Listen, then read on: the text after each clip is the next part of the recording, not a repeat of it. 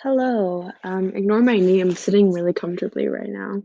So it's just gonna be there in the video. But this is journal number 10, uh, looking at the black icons and the reading from Cone. I'm going to focus on the question, looking at the black icons, how does this work also showcase a theology of liberation? How would Cone analyze it? And so first, defining what theology of liberation is.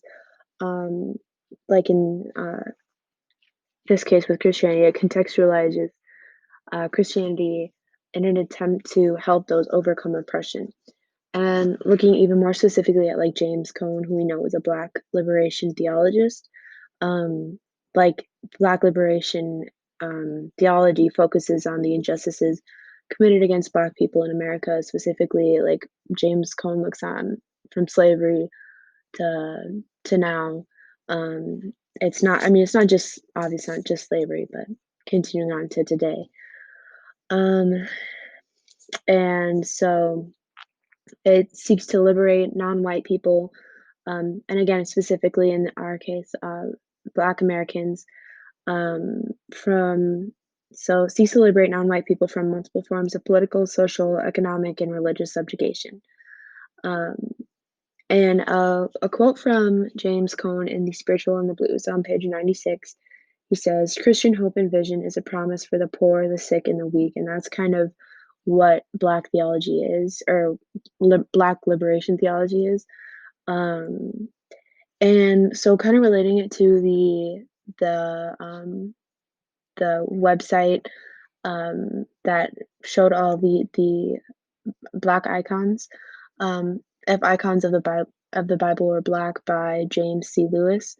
Um, it the way I think of it is like the Bible is completely whitewashed.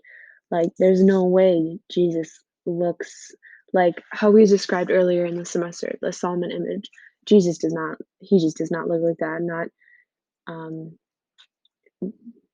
like just reading the Bible geographically, he doesn't, he's not European. Anyways, so I think by so like the black icons then work to liberate black people from religious subjugation, and it's giving a representation to the black community through these figures in the Christian faith who I think hold a lot of meaning, and it's so important to see to not have these figures whitewashed and um, presented to communities like it's the truth. Instead, I think what's important with the black icons is that it's it almost gives a new, I don't know, it gives kind of like a new voice to, it's a new way of thinking about the icons in the Bible,